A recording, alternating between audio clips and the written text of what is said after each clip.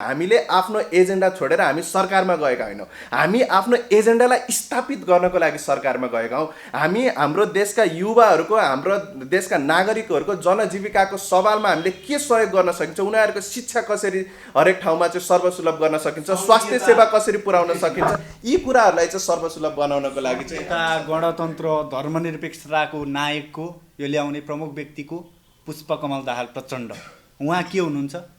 प्रधानमन्त्री हुनुहुन्छ। अनि उहाँलाई प्रधानमन्त्री मानेर तपाईहरु जानुहुन्छ अनि ती एजेन्डाहरू जसले ल्यायो त्यसकै मुनि मन्त्री भएर बसेर अनि उसकै मुनि बसेर अनि हामी यो परिवर्तन गर्छौं भनेर भन्दा जनताले पत्याउँछन् र भने प्रधानमन्त्री प्रचण्डको तल बसेर पनि आफ्नो एजेन्डाहरू स्पष्ट रूपमा उठाइराख्नु भएको छ भने अब जनताले साँच्चीकै विश्वास गर्ने बेला आएको छ। तपाईहरुको मन्त्रीहरूकै विरुद्धमा यदि काम गर्न सक्नु भएन भने, गलत काम गर्नुभयो भने, युवा विद्यार्थी भनेको सधैँ प्रतिपक्ष हुन्छ, चाहे त्यो पार्टी सरकारमा जाओस्, आफ्नो निकटको पार्टी चाहे जे गरोस्, तर उसले सधैँभरि खबरदारी गर्छ। तपाईहरु गर्न सक्नुहुन्छ त्यो? हामी पार्टीले गलत गरेको छ भने त्यसलाई गलत भन्न सक्छौं, तर पार्टीले सही गरेको छ भने त्यसलाई जय जयकार पनि गर्न सक्छौं। र हामी अन्य विद्यार्थी संगठन या चाहिँ जुन त्यो सिन्डिकेट तन्त्रमा चाहिँ लागेर चाहिँ एक किसिमको चाहिँ घुसखोरीमा, एक किसिमको भ्रष्टाचार र गुण्डागर्दी बनाउने खालको एउटा चाहिँ गुण्डागर्दीलाई आश्रय दिने, प्रश्रय दिने खालको विद्यार्थी संगठन होइन। हामी साँच्चीकै देशमा एक किसिमको वैदिक सभ्यता, एक किसिमको धर्म व्यवस्था, एक किसिमको चाहिँ शिक्षा व्यवस्था हुनुपर्छ भनेर लागेका विद्यार्थीहरू हौं। नातेदारलाई, छरछिमेकलाई चाहिँ भरण पोषण गर्ने र आफ्ना कार्यकर्तालाई चाहिँ लएर राख्ने ठाउँ बनेको होला, त्यो म्यानेज गर्ने ठाउँ बनेको होला। यो राजनीति जुन यो गलत चरित्र छ यसको विरुद्ध हामी आवाज उठाउँछौँ र यसलाई कसरी चिरेर एक किसिमको निष्ठावान नेता, एक किसिमको अनुशासन भएको नेता, एक किसिमको शिक्षित नेता जसकोमा क्षमता छ, जसमा एक्सपर्टाइज छ, ती मान्छेले नै राजनीतिमा चाहिँ स्थान पाउने अवस्थाको हामी सिर्जना गर्छौँ र ती हरेक कालो कुराहरूसँग हामी जुधेर अगाडि बढ्छौँ। तपाईको पार्टी राप्रपा पनि यति बेला सरकारमा छ। अब अस्ति टकराव देखिहाल्यो संसदमा, त्यो जुवारी जस्तै देखियो। तपाईहरु फेरि त्यो लिसो टाँसे जस्तै टाँसिनु भएको छ सरकारमा। प्रचण्डले भन्नुहुन्छ संघीयता, गणतन्त्र, धर्मनिरपेक्षताको विरोध गर्न पाइन्न भनेर, तपाईहरु त्यही सरकारमा हुनुहुन्छ। के गर्नु भयो यस्तो? यो देख्नेलाई यो भन्छ नि, एउटा उखान छ नि, के गर्नेलाई भन्दा के गर्नेलाई लाज भने जस्तो भयो कि अहिले। अब यो कुरा घटना कसरी विकसित भइराखेको छ भने हाम्रो नेताहरू बोल्नको लागि मात्रै बोलिराख्नु भएको छ। मानव प्रधानमन्त्री प्रचण्डज्यू उहाँले चाहिँ के कुरा बुझ्न जरुरी छ भने जसको कानमा टेकेर आज उहाँले सरकार बनाइराख्नु भएको छ, के त्यो शक्ति बिना यो सरकार सम्भव छ त? आजको दिनमा कुनै पनि पार्टीलाई स्पष्ट बहुमत नेपाली जनताले दिएको अवस्था छैन। यदि प्रचण्डज्यूसँग बहुमत हुन्थ्यो भने उहाँले कदापि हाम्रो पार्टीसँग चाहिँ सरकार बनाउनको लागि याचना गर्नुहुन्थेन। तर आज उहाँले हात मागेर याचना गर्नुपर्ने अवस्था सिर्जना भएको छ र राष्ट्रिय प्रजातन्त्र पार्टीकै कारणले गर्दाखेरि आज यो सरकार चाहिँ टिकिरहेको अवस्था छ या यो सरकार फङ्सन भइरहेको छ भने उहाँले यो खुला रूपमा लेखिएको छ कि संविधान एउटा यस्तो दस्तावेज हो जहाँ देशको अखण्डता, सार्वभौम सत्ता बाहेकका गणतन्त्र, धर्मनिरपेक्षता र संघीयतामा प्रश्न गर्न पाइन्छ र यदि त्यो संविधानमा हामीले 2/3 पुर्याउन सकेको खण्डमा त्यो संविधान अपरिवर्तनीय छैन र त्यसलाई पनि हामीले परिवर्तन गर्न सक्छौँ। र आज सडकमा आउनुस् न, उठाउने हो भने ठाउँ त छ। एउटा चाहिँ सांसद जो चाहिँ संविधान सभा भवनमा छ या चाहिँ सांसद भवनमा छ उसले आफ्नो कुरा राख्न पाउँछ र उसले आफ्नो पार्टीका कुरा राख्न पाउँछ। पक्कै पनि कहीँ पनि पाउँछ, मन्त्रीले त पाउन्न होला नि त। मन्त्रीले पनि पाउँछ। मन्त्री भनेको तपाईको सांसद नभई मन्त्री बन्ने त हामीले त कल्पना गरिराखेका छैनौँ। हाम्रो पार्टीका नेताहरू जो अहिले मन्त्री हुनुभएको छ, हाम्रो पार्टीका एकदमै जिम्मेवार चाहिँ नेताहरू हुनुहुन्छ। माननीय राजेन्द्र प्रसाद लिङ्गदेनज्यू हुनुहुन्छ जो ऊर्जा मन्त्री हुनुहुन्छ। उहाँले लगातार झापामा चाहिँ एक किसिमको विजय यात्रा गर्नुभएको छ।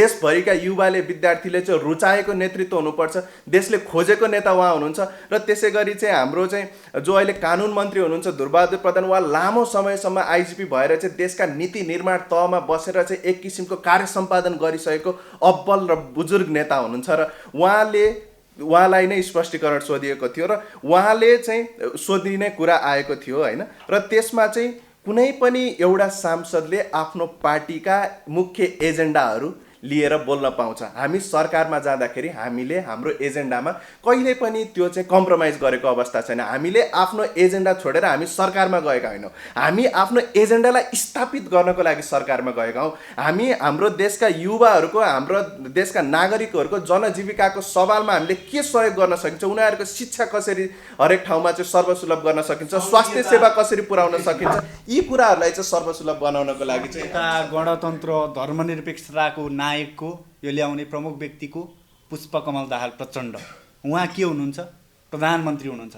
अनि उहाँलाई प्रधानमन्त्री मानेर तपाईँहरू जानुहुन्छ, अनि ती एजेन्डाहरू जसले ल्यायो त्यसकै मुनि मन्त्री भएर बसेर अनि उसकै मुनि बसेर अनि हामी यो परिवर्तन गर्छौँ भनेर भन्दा जनताले पत्याउँछन् र भने हो। आजको दिनमा हाम्रो नेताहरू यति अब्बल हुनुहुन्छ कि प्रधानमन्त्री प्रचण्डको तल बसेर पनि आफ्नो एजेन्डाहरू स्पष्ट रूपमा उठाइराख्नु भएको छ भने अब जनताले साँच्चीकै विश्वास गर्ने बेला आएको छ।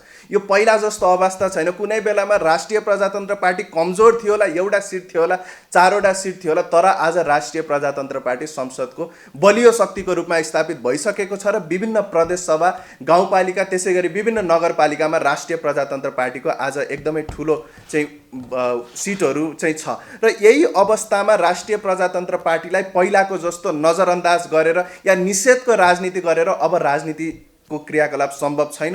अब हामीले जुन एजेन्डा उठाइराखेका छौँ, हामी त भन्छौँ यो सरकारलाई चाहिँ आह्वान गर्न चाहन्छौँ, यदि यो सरकारले सक्छ भने जनमत सङ्ग्रहमा जाउँ। आज हामी हिन्दू राष्ट्रको विषयमा जनमत सङ्ग्रह गरौँ, आज हामी गणतन्त्रको विषयमा जनमत सङ्ग्रह गरौँ, र आज हामी सङ्घीयताको विषयमा जनमत सङ्ग्रह गरौँ।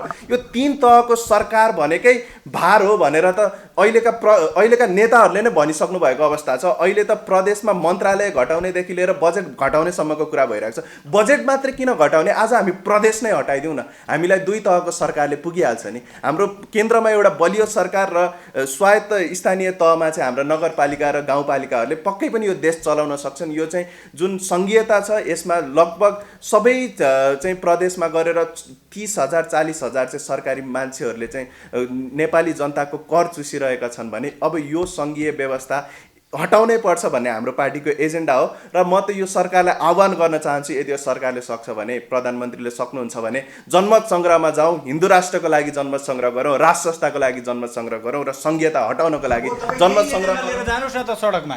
तपाईँहरू जानुहुन्छ, चुनावमा जानुहुन्छ, त्यो एजेन्डा त देखाउनुहुन्छ, तिनै प्रचण्डहरूसँग, तिनै गणतन्त्रवादी, सङ्घीयतावादी, धर्मनिरपेक्षतावादीसँग सरकार चलाउनुहुन्छ, मन्त्री बन्नुहुन्छ, सांसद बन्नुहुन्छ, झन्डा हल्लाउनुहुन्छ, हिँड्नुहुन्छ। अनि कसरी पत्याउने के जनताले? पत्याउने ठाउँै छैन। तपाईँले सडक सङ्घर्षमा उत्रिनुहोस् न यिनै एजेन्डा लिएर, अनि पत्याउलान्, जनता आउलान् सडकमा। आजको दिनमा हामी हिन्दूवादी भएर सरकारमा जाँदाखेरि यति धेरै हामीलाई अछुत रूपमा हेर्नुको कारण के? आज हामी संसदमा चाहिँ एउटा बलियो शक्ति छौँ र हामी बिना सरकार सम्भव छैन भने हामी सरकारमा गएर काम गर्न पाउने कि नपाउने? हामीले जनतालाई हामीले जनताले फिल गर्ने गरी, प्रत्याभूत गर्ने गरी विकास निर्माणका कार्य गर्न पाएका छैनौँ नि त। लामो समयदेखि हामी सरकारमा नजाँदाखेरि एक किसिमको जनताको जनजीविकाको सवालमा हाम्रो एजेन्डा भनेको सङ्घीयताको खारेजी, गणतन्त्रको खारेजी, अनि त्यसपछि राष्ट्र संस्थाको पुनर्स्थापना मात्रै होइन, हामी हरेक जनजीविकाको सवालमा पनि त हामी उत्तिकै चाहिँ बलियो रूपमा अगाडि आएका छौँ। अहिले जुन तरिकाले चाहिँ देशको चाहिँ आर्थिक स्थिति चाहिँ कमजोर भएको छ, नेपालको आर्थिक स्थिति अहिले श्रीलङ्काको भन्दा पनि नराम्रो स्थितिमा पुगिसकेको अवस्था छ। त्यसै गरी चाहिँ अब हामीले चाहिँ यो हुन्छ नि विभिन्न खालको प्राइभेट पब्लिक चाहिँ पिपुल्स इन्भेस्टमेन्ट चाहिँ ल्याउनु पर्ने छ देशमा, चाहिँ एक किसिमको चाहिँ आर्थिक स्थिति चाहिँ उकास्नुपर्ने अवस्था छ। शिक्षा त्यस्तै छ, एक किसिमको सिन्डिकेट तन्त्र छ, लुट तन्त्र छ होइन। शिक्षक सङ्गठन र विद्यार्थी सङ्गठन मिलेर चाहिँ निजी कलेजहरूलाई चाहिँ एउटा दुनो गाईको रूपमा प्रयोग गरिएको अवस्था छ। तपाईँको विश्वविद्यालयको बिचल्ली छ, तपाईँको रुटिन आउँदैन, तपाईँको एक्जामको रिजल्ट 4 वर्षपछि आउँछ। यस्तो स्थितिमा सबै कुरा लथालिङ्ग भइसकेको अवस्थामा हामी यी एजेन्डाहरू त, हाम्रो मुख्य एजेन्डाहरू त छँदैछन्, तर आज जनताको सवालमा, जनजीविकाको सवालमा, विकासको सवालमा, स्वास्थ्यको सवालमा, यातायातको सवालमा, शिक्षाको सवालमा पनि हामी उत्तिकै उत्तरदायी हुनुपर्ने अवस्था जरुरी छ। र यिनै कार्यहरूलाई एजेन्डालाई चाहिँ सफल गर्नको लागि, एउटा चाहिँ सफल सहरी विकासको लागि, एउटा सफल कानुनको निर्माण गर्नको लागि, देशमा रहेका विभिन्न चाहिँ ऊर्जाका चाहिँ परियोजनाहरू, तपाईँको चाहिँ हाइड्रो पावरको योजनाहरूलाई चाहिँ सफल बनाउनको लागि, देशलाई सिंचित गर्नको लागि कृषिमा एक किसिमको घुसखोरी छ। मान्छेले चाहिँ केमिकल नपाएर, पोटास नपाएर, चाहिँ सिँचाइ गर्न नपाएर चाहिँ हामी कृषि प्रधान देश भन्छौँ, तर हाम्रो चाहिँ सबै जमिन चाहिँ बाँझो रहेको अवस्था छ। हामीले तीनै मन्त्रालयहरू लिएका छौँ जसबाट जनताको साँच्चीकै काम हुनसक्छ र आज हामी त्यो काम गर्नको लागि मन्त्रालय सम्हालिरहेका छौँ। तर मन्त्रालय सम्हाल्दै पनि हाम्रो मुख्य एजेन्डाहरूमा हामीले कहिले पनि कम्प्रोमाइज गर्ने छैनौँ र त्यसलाई निरन्तर सडकबाट, निरन्तर सदनबाट, निरन्तर पार्टीबाट र जहाँ जेबाट चाहिँ हाम्रो एजेन्डा चाहिँ सम्भव गराउन सक्छौँ या हाम्रो एजेन्डा स्थापित गर्न सक्छौँ, त्यसका लागि हामी निरन्तर लड्नेछौँ। तर धेरैले चाहिँ के भनिरहेछन् भने अहिले रवि लामिछाने जुन अवस्थामा पुग्नु भएको छ, यसमा यी पुराना दलहरूको सरकार सञ्चालन गर्ने मुख्य केही व्यक्तिहरूको हात छ। भोलि राजेन्द्र लिङदेन राप्रपामाथि नि जनताले धेरै ठुलो आश गरेका थिए। रवि लामिछानेकै हालतमा पुर्याउँछन् है राप्रपालाई भनेर आशंका गरिरहेछन्। राष्ट्रिय प्रजातन्त्र पार्टी टुप्पोबाट पलाएको पार्टी होइन।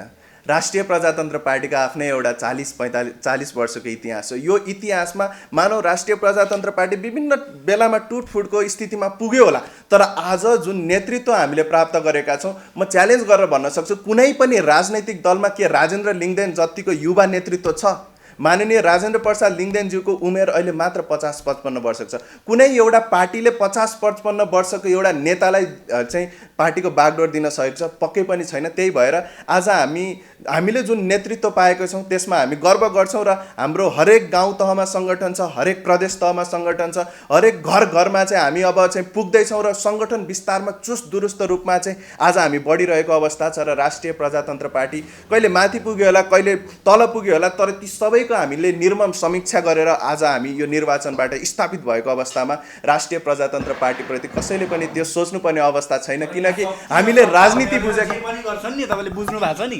शक्ति र सत्ता भएपछि यहाँ कालोलाई गोरोलाई सेतो के बनाउन मिल्छ अरे। भोलि त्यो राजेन्द्र लिङदेन माथि पनि त्यो किसिमको आपत आइपर्छ कि भनेर धेरैले शङ्का गरेका छन्। हाम्रो नेतृत्वप्रति खोट लगाउने ठाउँ कहीँ पनि छैन, यो कुरा म विश्वस्त र गर्वको साथ भन्न सक्छु। भनेपछि त्यस्तो केही आपत आइपर्दैन रवि लामिछानेको जस्तो? पर्दैन, आइपर्दैन जस्तो। अब धेरैले अर्को के आशंका गरेका छन् भने 70 साल आसपासतिर कमल थापाको नेतृत्वमा 24-25 आसपास सिट थियो। 74 सालमा पुग्दाखेरि त्यो सिट खुम्चिएर राष्ट्रिय पार्टी पनि बन्न सकिन र एउटामा झरो। त्यो बिचमा 70 देखि 74 सम्मको जुन सत्ताको रस्साकस्सीमा उहाँहरू जानुभयो, कमल थापाहरू, त्यति बेलाको राप्रपा, त्यसपछिको अवस्थामा एक सिटमा झर्यो। अहिले राप्रपा जुन किसिमले सत्ता लिप्सामा लागेको छ, जसरी पनि सरकारमा रहनै पर्ने, मन्त्री बन्नै पर्ने, यसले अब 84को निर्वाचनमा राप्रपा 70बाट 74मा जुन अवस्थामा आइपुगेको थियो, अहिले अब फेरि 84को निर्वाचनमा त्यही अवस्थामा आइपुग्छ भन्न थालेछन् मान्छेहरूले। त्यो मान्छेको टीका टिप्पणी हो है, तर त्यसमा केही पनि सत्यता छैन। त्यो बेलामा पार्टी एउटा टुटफुटको सङ्घारबाट चाहिँ अगाडि बढेको थियो। त्यतिखेर चाहिँ विभिन्न शक्तिहरू चाहिँ राष्ट्रवादी शक्तिहरू छरिएर रहेको अवस्था थियो र त्यो अवस्थामा पुगेको। तर आज हामी हरेक ठाउँमा पुग्छौँ, देशका हरेक कुनामा, हरेक जिल्लामा, हरेक क्षेत्रमा एक किसिमको राष्ट्रिय प्रजातन्त्र पार्टी, यसको नेतृत्व र यसले उठाएका मुख्य एजेन्डाप्रतिको एक किसिमको आकर्षण दिन 2 गुणा र रात 4 गुणाको स्थितिमा बढिरहेको छ। र आज हाम्रो मन्त्रीहरू जो मन्त्रालयमा हुनुहुन्छ, उहाँहरू एकदमै राम्रो चाहिँ कार्य सम्पादन गरिराख्नु भएको छ र जुन रिजल्ट उहाँहरूले ल्याउनुहुन्छ, हाम्रो नेताले भनिसक्नु भएको छ भ्रष्टाचार गरेर खानु आमाको रगत खानु सर हो। र हामी राष्ट्रिय प्रजातन्त्र पार्टीका हरेक कार्यकर्ताले भ्रष्टाचार गरेर खानुलाई आमाको रगत खाए सर मानेर नै काम गर्नेछौँ र कुनै पनि खालको एउटा गलत क्रियाकलापमा पर्ने छैनौँ। र त्यो कारणले गर्दाखेरि साँच्चीकै राष्ट्रिय प्रजातन्त्र पार्टी एउटा नवीन नेतृत्वको साथ, एउटा वैचारिक शक्तिको साथ यो देशको अल्टरनेटिभ फोर्सको रूपमा चाहिँ स्थापित हुन्छ भन्ने कुरामा केही दुईमत छैन। सरकारले जोसुकैले गरोस् कमी कमजोरी, सरकारमा बसेपछि त्यसको भागीदार हरेकले हुनुपर्छ। जुन कुनै मन्त्रीले भोलि प्रचण्डज्यूले काम गर्न नसक्नु होला, यो सरकारले राम्रोसँग कार्य सम्पादन गर्न नसक्ला, त्यसको जस्तो राप्रपाले पनि लिनुपर्छ नि। जनतामा भोलि डेलिभरी दिन सकेन भने, अस्थिरता भइराख्यो भने, अहिलेको अवस्था हेर्नुहोस्, यो स्थिरतातिर जाला जस्तो देखिन्न। कति बेला के हुने, कुन बेला के हुन्छ, एकदम घटनाक्रमहरू त्यो रूपमा बढिराखेका छन्। के भन्न सकिन्छ र हेर्नुहोस् त। ठिक छ, अब यो चाहिँ हामीले चाहिँ कल्पित कुरा गर्नु हुँदैन। भविष्यको कुरामा अहिले नै टिप्पणी गर्नु भनेको एकदमै अपरिपक्व होइन, दूरदर्शी हुनुपर्छ। हामीले त यो देशको त भविष्य एकदम राम्रो देखेका छौँ। हामीले त छिटै नै चाहिँ देश चाहिँ हिन्दू राष्ट्र हुने देखिराखेका छौँ। यो त सबै चाहिँ यो अहिलेको परिवेशले त त्यसतर्फ नै आकलन गरिराखेको छ। तर हामी चाहिँ परिपक्व नभइकन चाहिँ यो भविष्यका कुराहरू चाहिँ कल्पित कुराहरूमा चाहिँ म टिप्पणीमा चाहिँ जान चाहन्छु। भनेपछि राम्रो गर्छ, राम्रो हुन्छ भन्ने आशावादी हुनुहुन्छ तपाईँहरू? एकदमै राम्रो हुन्छ। आगामी नेपालको दिनहरू सुन्दर छन्। सुन्दर छन्। आर्थिक रूपमा टाट पल्टिन लाछौँ, श्रीलङ्का बन्न लाछौँ भन्दैछन्। अस्ति माधव कुमार नेपालले प्रचण्डलाई ज्ञापन पत्र बुझाउनु भयो, हामी श्रीलङ्काको अवस्थामा पुग्न लाग्यौँ। आर्थिक रूपमा धान्न नसक्ने अवस्था भयो। अब के गर्ने हो, सम्हाल्नुहोस् प्रचण्डज्यू, प्रधानमन्त्रीज्यू भनिसक्नु भयो, हात उठाइसक्नु भयो। अब यो देशको नेतृत्व 30 वर्षसम्म 40 वर्षसम्म तिनै टाउके नेताहरूको वरिपरि मात्रै घुमिराख्यो होइन। कोही नेता 4 पटक 5 पटक प्रधानमन्त्री भए, कोही 3 पटक प्रधानमन्त्री भएला। तिनै नेताको वरिपरि नेतृत्व घुमिराख्दाखेरि यो देशलाई साँच्चीकै सफल र देशलाई चाहिँ नेतृत्व दिन सक्ने नेता पाउन सकेको छैन। र आज हामी त्यो नेतृत्व स्थापना गर्नको लागि परेका छौँ। र अब यो देशको भविष्य सुन्दर छ। हामीले जुन कार्ययोजनाहरू ल्याउँछौँ त्यसले पक्कै पनि यो देशको भविष्य निर्धारण गर्नेछ। ल, हामी ठ्याक्कै अब अन्तिममा छौँ। अब तपाईँ विद्यार्थी सङ्गठनको नेता, अब खासमा भन्यो भने त म सञ्चारकर्मी, तर तपाईँकै विद्यार्थी सङ्गठनको नाम थाहा छैन। तपाईँहरू कहाँ हुनुहुन्छ कि हुनुहुन्न? नेभी सङ्घ भनिन्छ, अखिल क्रान्तिकारी भनिन्छ, अखिल भनिन्छ, नाम सुनिराखिन्छ। कहिलेकाहीँ विरोध भनेर, कहिलेकाहीँ टायर बालेर सडकमा आइराखेका देखिन्छ। तपाईँहरू त कहाँ हुनुहुन्छ कि हुनुहुन्न? यत्रा व्यतिथि छन्, विसङ्गति छन्। विद्यार्थी सङ्गठन, युवा विद्यार्थी भनेको आवाज उठाउने, खबरदारी गर्ने काम गर्नुपर्ने, कहाँ हुनुहुन्छ तपाईँहरू भन्नुहोस् त? राष्ट्रिय प्रजातान्त्रिक विद्यार्थी सङ्गठन आफ्नो द्रुत गतिमा अगाडि बढिराखेकै छ होला। केही कमी कमजोरीले गर्दाखेरि हामी साक्षात्कार हुन पाइरहेको अवस्था छैन। तर हामी एउटा टायर बाल्ने या चाहिँ नाराबाजी गर्ने या चक्का जाम गर्ने विद्यार्थी राजनीतिमा विश्वास गर्दैनौँ। हामी के विश्वास गर्छौँ भने अबको राजनीति भनेको इट्टा बिट्टा र ठिटाले होइन। अबको राजनीति भनेको साँच्चीकै युवा विकास र निकासले गर्नुपर्छ भन्ने कुराको विश्वास गर्छौँ।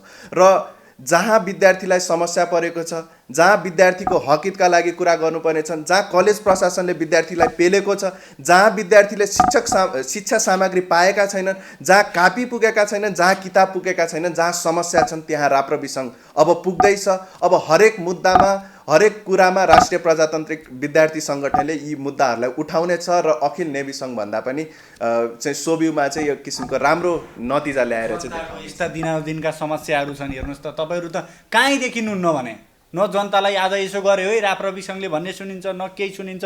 टियुको त्यस्तै लथालिङ्ग अवस्था छ, परीक्षा के हुने, नतिजा कहिले आउने, अनेकन समस्या छन्। तपाईँहरू कहीँ देखिनुहुन्न क्या। तपाईँले भन्न त भन्नुभयो अब हामी गर्छौँ, हामी केही सेलायौँ, के कारणले सेलायौँ त्यो तपाईँलाई थाहा होला। कहाँ के गर्दै हुनुहुन्छ, अब कसरी उठ्नुहुन्छ, कसरी आउनुहुन्छ? अब हामी चाहिँ हाम्रो राष्ट्रिय प्रजातान्त्रिक विद्यार्थी सङ्गठनको चाहिँ हाम्रो राष्ट्रिय भेला पनि हुँदैछ। यो राष्ट्रिय भेलाको लागि चाहिँ विभिन्न देशको विभिन्न ठाउँबाट चाहिँ प्रतिनिधिहरू आउने क्रम जारी नै छ। उहाँहरूलाई म स्वागत पनि गर्न चाहन्छु। र अब जुन तरिकाको चाहिँ राष्ट्रिय भेलापछिको एउटा नेतृत्व हामीले बनाउने कोसिस गरेका छौँ, साँच्चीकै देशको समस्या बुझ्ने, साँच्चीकै विश्वविद्यालयका समस्या बुझ्ने र साँच्चीकै एक किसिमको विद्यार्थी राजनीतिलाई गति दिन सक्ने युवा हामीले एउटा चाहिँ विद्यार्थी हामीले चुन्ने अवसर प्राप्त गर्दैछौँ। र त्यो अवसरपछि हामी चाहिँ निरन्तर रूपमा चाहिँ एउटा सेड्युल बनाएर चाहिँ कहाँ के खालका समस्याहरू छन्, ती समस्यालाई कसरी हल गर्न सकिन्छ, त्यसको स्टेक होल्डर के हो, त्यसको लागि कलेज प्रशासनसँग कुरा गर्नुपर्छ, या चाहिँ कलेज सञ्चालक समितिसँग कुरा गर्नुपर्छ, या चाहिँ विश्वविद्यालयसँग कुरा गर्नुपर्छ, या चाहिँ कुनै खालको चाहिँ ज्ञापन पत्र बुझाउनुपर्छ, या चाहिँ स्टेक होल्डरसँग गएर चाहिँ वार्ता गर्नुपर्छ। ती सबै कुराको लागि राष्ट्रिय प्रजातान्त्रिक विद्यार्थी सङ्गठन आज रेडी छ। तपाईँहरू आफ्नै नेताहरू जस्तो तपाईँहरूको सरकारमा हुनुहुन्छ नि मन्त्री, तपाईँहरूको मन्त्रीहरूकै विरुद्धमा यदि काम गर्न सक्नु भएन भने, गलत काम गर्नुभयो भने, युवा विद्यार्थी भनेको सधैँ प्रतिपक्ष हुन्छ। चाहे त्यो पार्टी सरकारमा जाओस्, आफ्नो निकटको पार्टी चाहे जे गरोस्, तर उसले सधैँभरि खबरदारी गर्छ। तपाईँहरू गर्न सक्नुहुन्छ त्यो? आज यहाँ देखिन्छ नेभी सङ्घ, अखिल क्रान्तिकारी, अखिलहरू त आफ्नो पार्टी सरकारमा हुँदा कहाँ हुन्छन्, के हुन्छन्, अत्तो पत्तो हुन्न। जब विपक्षी पार्टीको सरकार बन्छ एकाएक सडकमा देखिन्छन्, टायर बाल्न थाल्छन्। त्यो अवस्था छ। यसलाई चिर्न सक्नुहुन्छ? यसको विपरीत दिशामा, ध्रुवमा जान सक्नुहुन्छ तपाईँहरू? हामी राष्ट्रिय प्रजातान्त्रिक विद्यार्थी सङ्गठनको युवाहरू, विद्यार्थीहरू भनेको एक किसिमको राष्ट्रवादी भावनाले हामी ओतप्रोत छौँ र हामी जे सही हो त्यो सहीको लागि सधैँ आवाज उठाउँछौँ, जे गलत हो त्यसको विरुद्ध सधैँ आवाज उठाउँछौँ। र यो हामी गरेर देखाउन सक्ने क्षमता हामीसँग छ। हामी पार्टीले गलत गरेको छ भने त्यसलाई गलत भन्न सक्छौँ, तर पार्टीले सही गरेको छ भने त्यसलाई जय जयकार पनि गर्न सक्छौँ। र हामी अन्य विद्यार्थी सङ्गठन या चाहिँ जुन त्यो सिन्डिकेट तन्त्रमा चाहिँ लागेर चाहिँ एक किसिमको चाहिँ घुसखोरीमा एक किसिमको भ्रष्टाचार र गुन्डागर्दी बनाउने खालको एउटा चाहिँ गुन्डागर्दीलाई आश्रय दिने प्रश्रय दिने खालको विद्यार्थी सङ्गठन होइन। हामी साँच्चीकै देशमा एक किसिमको वैदिक सभ्यता, एक किसिमको धर्म व्यवस्था, एक किसिमको चाहिँ शिक्षा व्यवस्था हुनुपर्छ भनेर लागेका विद्यार्थीहरू हौँ र हामीले चाहिँ गर्नुपर्ने कुरा चाहिँ गरेर देखाउन सक्छौँ। तपाईँको सम्मेलन आउँदैछ विद्यार्थी सङ्गठनको, व्यक्तिगत रूपमा तपाईँ अत्यन्तै सशक्त पात्र, तपाईँको दावेदारी उम्मेदवारी केमा छ सम्मेलनमा? अब हाम्रो यो विद्यार्थी भेला पनि आउँदैछ होइन। यसमा चाहिँ देशभरिका साथीहरूको राय छ, विभिन्न साथीहरूसँग म परामर्शमै छु। मेची महाकालीदेखि चाहिँ विभिन्न प्रदेशका साथीहरू, विभिन्न जिल्लाका साथीहरूले यसपटक चाहिँ राष्ट्रिय प्रजातान्त्रिक विद्यार्थी सङ्गठनमा चाहिँ एक किसिमको नवीन नेतृत्व, साँच्चीकै चाहिँ यो विद्यार्थी सङ्गठनलाई चाहिँ नयाँ उचाइ दिन सक्ने, गति दिन सक्ने चाहिँ नेतृत्व हुनुपर्छ भन्ने कुरामा चाहिँ हामी विचार विमर्शमै छौँ। र उहाँहरूले चाहिँ मलाई तपाईँ संयोजकको लागि पनि तयारी गर्नुपर्ने हुनसक्छ है, त्यसको लागि पनि रेडी हुनु भन्नुभएको अवस्था छ र हामी चाहिँ त्यसको लागि चाहिँ एकदमै तयारी रूपमा चाहिँ अगाडि बढिराखेका छौँ। संयोजकले गर्नुपर्ने जिम्मेवारी निर्वाह गर्न तपाईँसँग त्यो क्यापासिटी, त्यो क्षमता, हरेक कुराहरू छ नि त, पावर, मनी, मसल, अनेक कुरा आउँछ नि युवाहरूमा, विद्यार्थीहरूमा त छ तपाईँसँग सबै? हामी भनेको एक किसिमको निष्ठाको राजनीति गर्नको लागि, एक किसिमको अनुशासनको राजनीति गर्नको लागि आएका हौँ। होला कि यो चाहिँ अहिलेको विद्यार्थी राजनीति भन्ने बित्तिकै मान्छेमा चाहिँ एक किसिमको चुल्ठे मुन्द्रे, यो चाहिँ अलिकति पैसा खर्च गर्नुपर्छ, अलिकति झैझगडा गर्नुपर्छ, गुन्डागर्दी गर्ने हो, मान्छेलाई मारपिट गर्ने हो भन्ने खालको एक किसिमको माइन्डसेट छ। यो माइन्डसेट परिवर्तनको लागि चाहिँ आज हामी राष्ट्रिय प्रजातान्त्रिक विद्यार्थी सङ्गठनको नेतृत्वको लागि तयारी गरिरहेका छौँ। जोसँग अलिकति पैसा छ, अलिकति यताउता गर्न सक्छन्, गलत काम गर्न सक्छन्, तलमाथि गर्न सक्छन्, त्यस्तो मान्छेले राजनीति गर्ने भन्ने एउटा सेट नै बसिसक्यो क्या। एउटा त्यो सेट हुन्छ नि, त्यो बसिसकेको छ। एउटा सोझो सिधा इमान्दार मान्छेले त राजनीतिमा गएर शहीद बन्नुपर्छ अरे के होइन। हामी त्यो भाषा परिवर्तनको लागि राजनीतिमा आएका छौँ। आज हामीले उदाहरण देख्न सक्छौँ, राजन लिङ्गदेन जुन तरिकाले आइराख्नु भएको छ, अहिले उप प्रधानमन्त्री हुनुहुन्छ, उहाँ एउटा सानोभन्दा सानो चाहिँ वडा तहबाट नै अगाडि बढेर जीविस हुँदै चाहिँ माथिसम्म पुग्नु भएको नेता हुनुहुन्छ र उहाँ राष्ट्रिय प्रजातान्त्रिक विद्यार्थी सङ्गठनको संस्थापक अध्यक्ष पनि हुनुहुन्छ र उहाँले बुझ्नु भएको छ साँच्चीकै विद्यार्थी राजनीति भनेको के हो। र ती कारणले गर्दाखेरि आज राजनीतिमा होला एउटा गलत खालको परिपाटी बसेको छ होला। राजनीति भनेको गरी खाने, कमाउने, लुट्ने र आफ्ना चाहिँ नातेदारलाई, छरछिमेकलाई चाहिँ भरण पोषण गर्ने र आफ्ना कार्यकर्तालाई चाहिँ लगेर राख्ने ठाउँ बनेको होला, त्यो म्यानेज गर्ने ठाउँ बनेको होला। यो राजनीति जुन यो गलत चरित्र छ, यसको विरुद्ध हामी आवाज उठाउँछौँ र यसलाई कसरी चिरेर एक किसिमको निष्ठावान नेता, एक किसिमको अनुशासन भएको नेता, एक किसिमको शिक्षित नेता जसकोमा क्षमता छ, जसमा एक्सपर्टाइज छ, ती मान्छेले नै राजनीतिमा चाहिँ स्थान पाउने अवस्थाको हामी सिर्जना गर्छौँ र ती हरेक कालो कुराहरूसँग हामी जुधेर अगाडि बढ्छौँ। त्यसको निम्ति तपाईँहरू तयार हुनुहुन्छ? ल, तपाईँको महत्त्वपूर्ण समय र संवाद यो जुन दिनुभयो, आज अवसर दिनुभयो, यसको लागि तपाईँलाई धेरै धेरै धन्यवाद। धन्यवाद। हजुरको चाहिँ मिडियाबाट चाहिँ मलाई आफ्नो केही कुराहरू राख्ने अवसर दिनुभएकोमा म सम्पूर्ण हजुरको टिमप्रति एकदमै धन्यवाद ज्ञापन गर्न चाहन्छु। जय राष्ट्रवाद।